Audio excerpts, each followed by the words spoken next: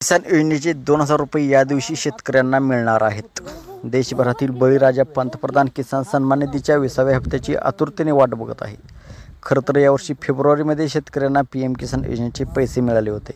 त्यानंतर 4 महिने उलटूनही पीएम किसान योजनेचे पैसे शेतकऱ्यांना मिळालेले नाहीत. त्यामुळे बळीराजा चिंतित आहे.